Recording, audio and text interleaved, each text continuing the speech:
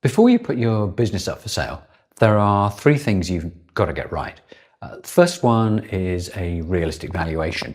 That can attract the quality buyers that you want. Or if it's way too high, it will put people off. The second two are back office items, which may well surprise you. The first one is standard operating procedures. Yep, the rather dull back office processes and procedures that make your business tick. And the last one is every accountant's best friend. It's high quality financial information. Stick around. Getting these three right can make, not break, your sale. Valuation is really tricky. I mean, what is your business valued at? What do you want for your business? And the two are often very different, I'm afraid.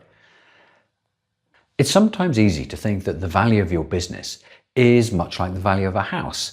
You can look around at broadly similar houses and say, yeah, in this neighborhood with 3 or 4 bedrooms, it's going to go for X. But businesses are very different. And when you dig down into each individual business, the way in which they've been set up, the way they operate, how much management involvement there is, how long the business has been around, its profitability, all of these factors come into the valuation on a business.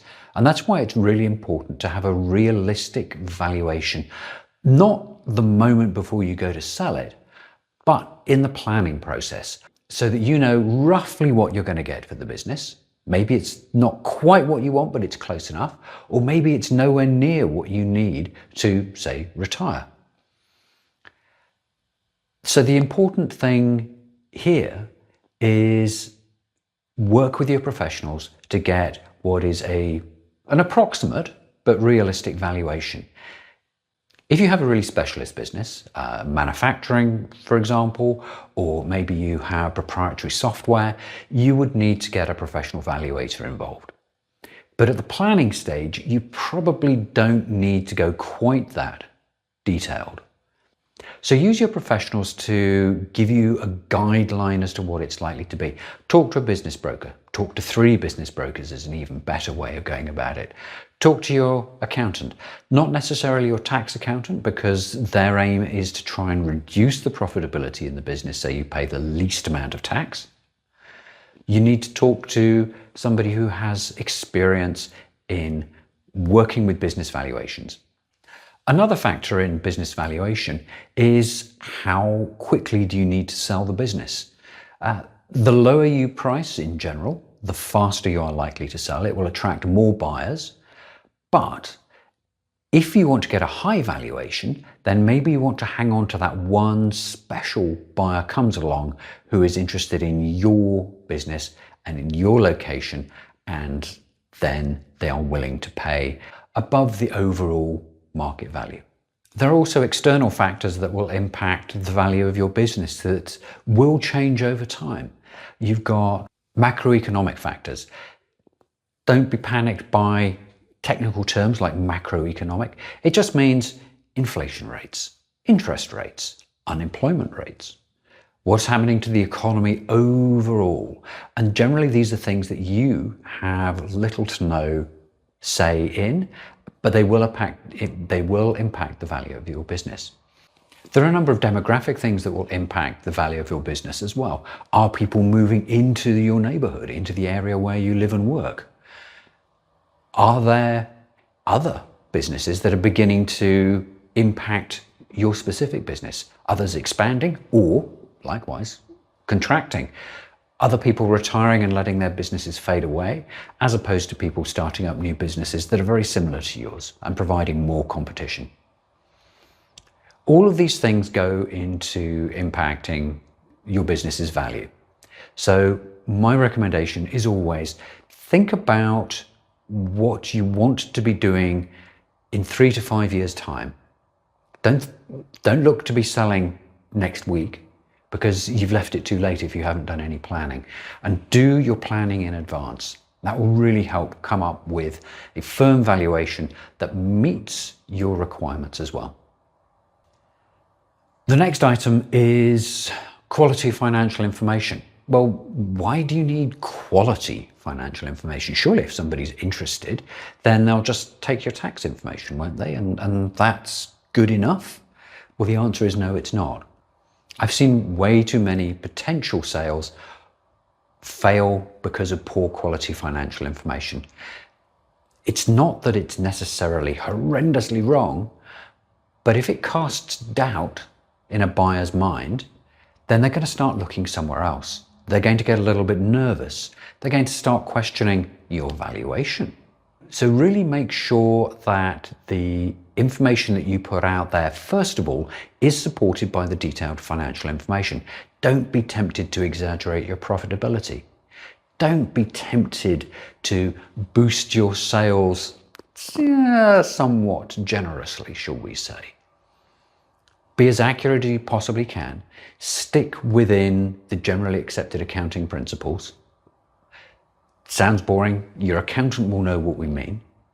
Probably the most important thing about your financial information is that it is the basis for the due diligence. And due diligence is when the buyer's professional advisors will go through your business with a fine-tooth comb, looking for potential problems, maybe legal liabilities, making sure that the financial records match what you say that they are.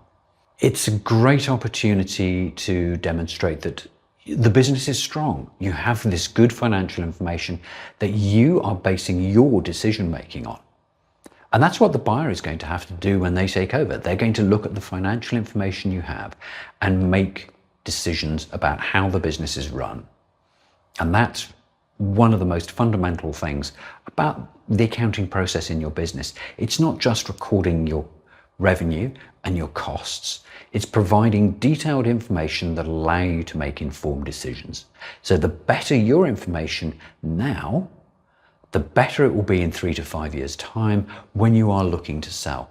And if your financial information isn't great, if you don't have monthly information, if you don't have controls and systems in place to make sure that information is accurate on a monthly basis, let alone on an annual basis, then now is the time to plan what changes you're going to make and to start implementing those changes.